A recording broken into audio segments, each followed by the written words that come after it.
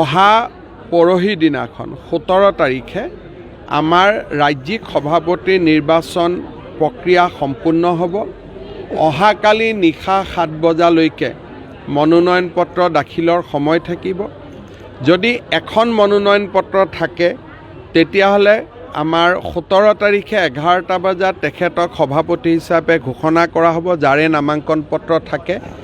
আৰু যদি নামাংকন এখনতকৈ অধিক থাকে তেতিয়াহ'লে আমি তাক আমাৰ যিসকল ষ্টেট কাউন্সিলৰ মেম্বাৰ নিযুক্তি হৈছে তেখেতসকলৰ ভোটদানেৰে আমাৰ সভাপতিজন নিৰ্বাচিত হ'ব।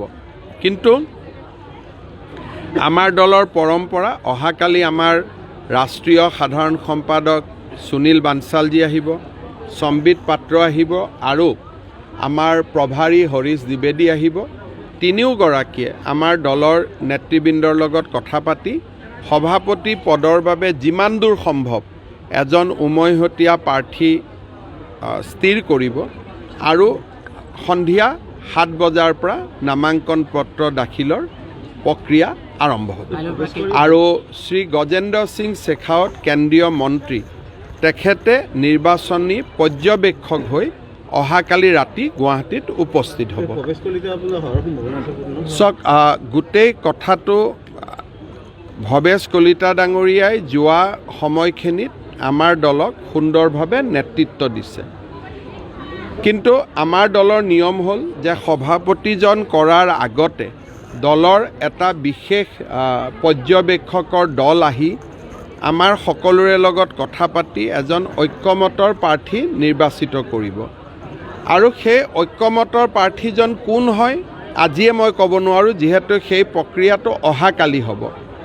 তাৰ পিছত নিৰ্বাচনী অবজাৰ্ভাৰ আহিব। কেন্দ্ৰীয় মন্ত্ৰী গজেন্দ্ৰ সিং শেখাৱতক আমাৰ ইয়াৰ নিৰ্বাচনী অবজাৰ্ভাৰ কৰা হৈছে। গতিকে গোটেই বিষয়টো অহাকালি পৰিষ্কাৰ হ'ব আৰু 17 তাৰিখে 11 বজাৰ পিছত এই গোটেই সংগঠন পৰ্বৰ যিটো এটা ডাঙৰ আমি এটা প্ৰক্ৰিয়া যোৱা 4 মাহ ধৰি চলাই আছিলোঁ, সি এক প্ৰকাৰ ৰাজ্যিক পৰ্যায়ত সামৰণি পৰিব।